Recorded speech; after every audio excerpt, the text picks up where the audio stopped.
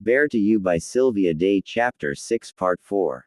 Before listening, don't forget to like, share and subscribe. Thank you. Eva. He hit a button and the privacy glass behind the driver began to slide up. The next moment I was tugged across his lap and his mouth was on mine, kissing me fiercely. I did what I'd wanted to do since I saw him in my living room. I shoved my hands in his hair and kissed him back. I loved the way he kissed me, as if he had to, as if he'd go crazy if he didn't and had nearly waited too long. I sucked on his tongue, having learned how much he liked it. Having learned how much I liked it, how much it made me want to suck him elsewhere with the same eagerness. His hands were sliding over my bare back and I moaned, feeling the prod of his erection against my hip. I shifted, moving to straddle him, shoving the skirt of my gown out of the way and making a mental note to thank my mom for the dress, which had such a convenient slit. With my knees on either side of his hips, I wrapped my arms around his shoulders and deepened the kiss. I licked into his mouth, nibbled on his lower lip, stroked my tongue along his. Gideon gripped my waist and pushed me away. He leaned into the seat back, his neck arched to look up at my face, his chest heaving. What are you doing to me? I ran my hands down his chest through his dress shirt, feeling the unforgiving hardness of his muscles.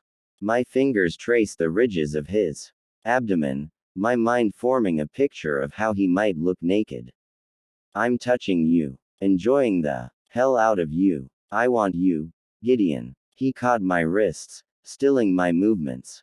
Later. We're in the middle of Manhattan. No one can see us. That's not the point. It's not the time or place to start something we can't finish for hours. I'm losing my mind already from this afternoon. So let's make sure we finish it now. His grip tightened painfully. We can't do that here. Why not? Then a surprising thought struck me. Haven't you ever had sex in a limo? No. His jaw hardened. Have you? Looking away without answering, I saw the traffic and pedestrians surging around us. We were only inches away from hundreds of people. But the dark glass concealed us and made me feel reckless. I wanted to please him. I wanted to know I was capable of reaching into Gideon Cross, and there was nothing to stop me but him. I rocked my hips against him, stroking myself with the hard length of his cock. His breath hissed out between clenched teeth. I need you, Gideon, I said breathlessly, inhaling his scent, which was richer now that he was aroused. I thought I might be slightly intoxicated, just from the enticing smell of his skin. You drive me crazy. He released my wrists and cupped my face, his lips pressing hard against mine.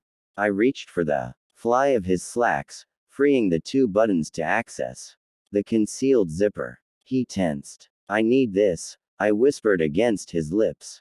Give me this. He didn't relax, but he made no further attempts to stop me either. When he fell heavily into my palms, he groaned, the sound both pained and erotic. I squeezed him gently, my touch deliberately tender as I sized him with my hands. He was so hard, like stone, and hot. I slid both of my fists up his length from root to tip, my breath catching when he quivered beneath me.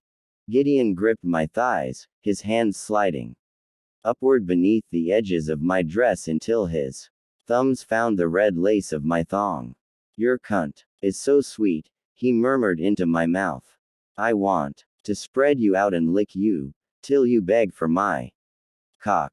I'll beg now, if you want. I stroked him with one hand and reached for my clutch with the other, snapping it open to grab a condom.